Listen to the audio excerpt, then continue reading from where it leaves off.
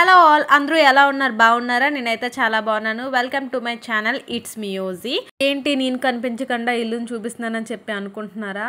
Actually daily morning నేను ఇంత నీట్గా సర్దుతానమాట, ఇల్లు సోఫాస్ అవన్నీ కూడాను. కానీ మా పాప లేచిన తర్వాత ఇల్లుకి కనీసం రూపురేఖలు కూడా ఉండవు, అంత వరస్ట్గా చేస్తుంది అనమాట తను ఆడుకొని. ఇంకా మార్నింగ్ అయితే లేచిపోయి దీపం కూడా పెట్టేసాను. సాటర్డే వ్లాగ్ అనమాట. అండ్ అలానే ముందు రోజు నైట్ ఇంటి ముందు ముగ్గు కూడా వేశాను. నేనైతే ముగ్గు వేస్తే దాన్ని 10 సార్లు చూస్తానన్నమాట, ఎలా ఉందా అని చెప్పి. ఇక్కడైతే పూజ అయిపోయిన తర్వాత గారెల కోసం అని చెప్పి మినప్పప్పు నానబెట్టాను, నైటే నానబెట్టేశాను.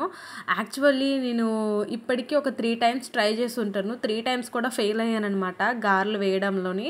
నాకెందుకో కానీ అస్సలు ఏదైనా సరే ట్రై చేస్తాను. బూర్లు కూడా ట్రై చేశాను లాస్ట్ ఇయర్ శ్రావణ శుక్రవారంకి, అప్పుడు బాగానే వచ్చాయి బూర్లు, కానీ గారెలు మాత్రం నాకు ఎప్పుడు ఫెయిల్ అవుతానే వస్తాయి. ఈసారి ఎలా అయినా సరే సక్సెస్ అవ్వాలని చెప్పి అయితే గట్టిగా ట్రై చేశాను. బాగానే వచ్చింది రుబ్బుకోవడం. గారెలకి ఇలానే వస్తేనే మనకి మంచిగా వస్తాయి. జస్ట్ ఒక 10 to 12 గారెలు అంతే, కొంచెం రుబ్బే తీసానులేండి. అండ్ ఇక్కడ ఒక గిన్నెలోకి టిష్యూస్ వేసుకున్నాను గారెలు అందులోకి తీసుకోవడానికి, ఆయిల్ ఏమైనా ఉంటాయి పీరుస్తాయి అని చెప్పి. ఇక్కడైతే గారెలు ఏగుతున్నాయి. గారెల కోసం నా తంట అయితే ఇంతగా ఇదిగోండి. నా చుట్టూరు ఎన్ని ఆయుధాలు పెట్టుకున్నాను. యూట్యూబ్ లో చూసారు, ఇలా దీని మీద వేస్తారు, ఇలా టీజాల మీద బాగా వస్తాయని. నాకు రాదు కదా, సో ట్రై చేశాను. యాక్చువల్లీ అలా టీజాలతో వేసినా సరే నాకు సరిగ్గా రాలేదనమాట. ఒకసారి మా మామయ్య గారు చెప్పారు ఎలా వేయాలనేది, ఇంకా అదే ఐడియాతో అయితే వేస్తున్నాను అక్కడ గారెలు. ఇంకా మిగతా రుబ్బు కూడా ఇడ్లీ కోసం ఇంకా అక్కడ గ్రైండ్లో వేసేసాను. ఇగోండి మా మామయ్య గారు అయితే ఇలాగే చెప్పారు, నాకు గుర్తున్నది. ఇలా వాటర్ తడి చేసుకొని వేస్తే గారెలు ఈజీగా అంటుకోకుండా అందులో పడుతుందని చెప్పి. కానీ ఏంటో ఒక్క గారి కూడా అసలు గారి షేప్లోనే రాలేదనమాట.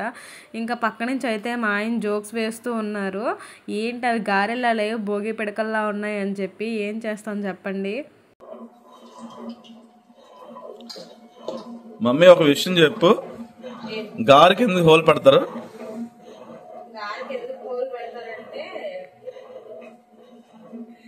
అది నూనె లోపల ఆయిల్ లోపల మంచిగా లోపల అన్ని వైపులా వెళ్ళి మంచిగా ఉడుకుతుంది.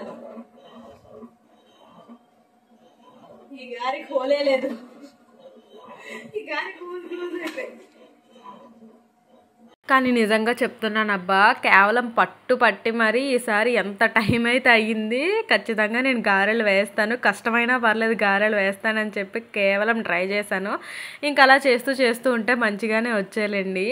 ఇగోండి గారెలు. ఇంకా నేనైతే అందులో ఎంచుకుంటున్నాను అనమాట, ఏ షేప్ మంచిగా ఉన్నది అది మాత్రమే మీకు చూపిద్దాము, మిగతావన్నీ కిందన పెట్టేశాను గారెలు. సర్లేండి, ఏదో ఒకటి ఏదైనా సరే ముక్కలు చేసుకునే కదా తింటాము. ఇక్కడైతే గారెలో కాంబినేషన్గా నేనైతే పల్లి చట్నీ చేశాను, కొంచెం పల్చగా కాకుండా కొంచెం థిక్గా చేశాను అనమాట. ఇంకా మా ఆయనకైతే ఒక 4 గారెలు వేసి అయితే నేను ఇస్తున్నాను, తిని చెప్పు ఎలా ఉన్నాయని చెప్పి. నిజం చెప్తున్నాను, టేస్ట్ అండ్ క్రిస్పీనెస్ అంతా బాగానే వచ్చింది, షేప్ తప్ప. ఇంక నేను కూడా గారెలు తినేసిన తర్వాత ఇంకా గ్రైండర్ని చూడగానే అబ్బా ఇప్పుడు ఇదంతా కడగాల అని చాలా బాధ అనిపించింది. అందుకే మ్యాక్సిమం గ్రైండర్ యూజ్ చేయను. ఇక్కడేమో గోంగూర పికిల్ కోసం అని చెప్పి ఏరేస్తున్నాము. ఇంకా ఆఫ్టర్నూన్ లంచ్కి వచ్చేసి గోంగూర పచ్చడి చేశాను. ఇంకా రసము ఇంకా నోట్ ఏం పెట్టుకోలేదనమాట, ఓన్లీ పచ్చడి చేసి ఇంకా దాంతో తినేసాము. మా పాపకైతే పాలకూర రైస్ చేశాను. పాలకూర రైస్ అంటే ఏం లేదు, జస్ట్ పాలకూరని కొంచెం బాయిల్ చేసేసి కొంచెం మిక్సీలో వేసేస్తాను. సో అందుకని చెప్పి ఆ రైస్ అలా గ్రీన్ కలర్లో ఉంది. ఏటైంది ఏంటి?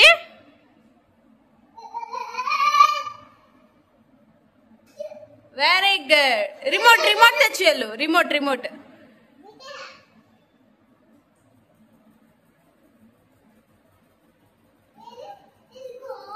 Yes, very good. ఇక్కడేమో మా పాప తినాలంటే కంపల్సరీ బొమ్మలు చూడాల్సిందే. సో అందుకని చెప్పి వెళ్ళి టీవీ స్విచ్ ఆన్ చేసి రిమోట్ తెమ్మంటే తీసుకొని వచ్చిందనమాట.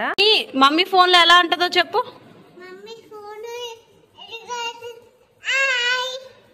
హాయ్ ఫ్రెండ్స్, బాగున్నారా? ఇప్పుడు చెప్పు. 1 2 3 కాదు, మమ్మీ పేరు జామిడి, డాడీ పేరు జగదీష్, తాత పేరు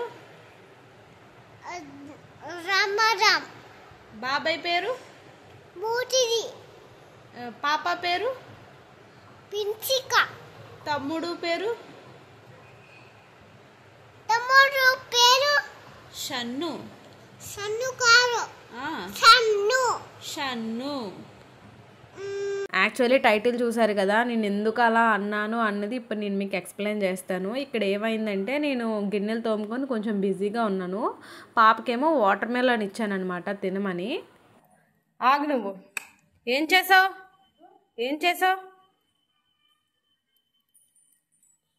ఇక్కడ ఏం చేసిందో చూడండి. వాటర్ మెలన్ ఇస్తే అవి తినకుండా చేతిలో పెట్టి గట్టిగా పిసికేసి స్మాష్ చేసేసి ఇంకా జ్యూస్ మొత్తం అంతా కింద ఇంకా అలా పడిపోయిందనమాట.